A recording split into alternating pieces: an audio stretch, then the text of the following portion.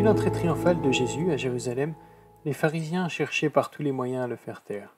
Il faut dire que Jésus avait déjà chassé les vendeurs du temple pour ensuite humilier publiquement les principaux chefs religieux en remettant en cause la source de leur autorité. Ainsi, les pharisiens s'allièrent avec les Hérodiens pour tenter de piéger Jésus.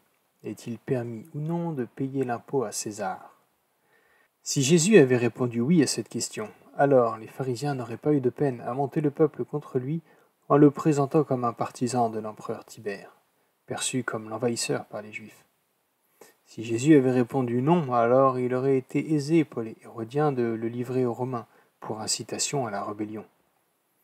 Cependant, l'alliance entre pharisiens et Hérodiens est très loin d'être anodine.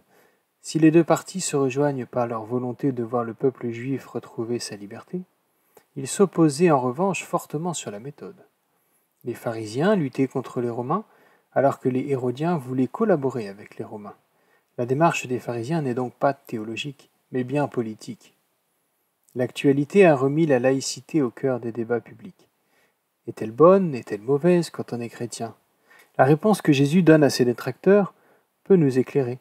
Rendez à César ce qui est à César, et à Dieu ce qui est à Dieu.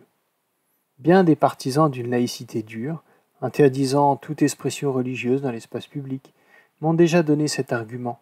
Les religions ont causé tant de morts à travers l'histoire qu'il faut les contrôler.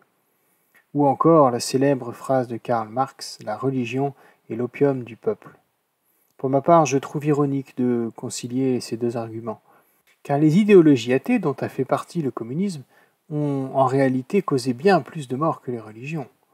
Le problème n'est donc pas le fait de croire ou de ne pas croire en Dieu, mais bien l'utilisation d'idéologies religieuses ou athées à des fins politiques.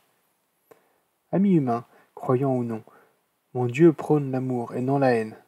Jésus n'a-t-il pas dit « Je vous donne un commandement nouveau, aimez-vous les uns les autres, comme je vous ai aimé, vous aussi, aimez-vous les uns les autres.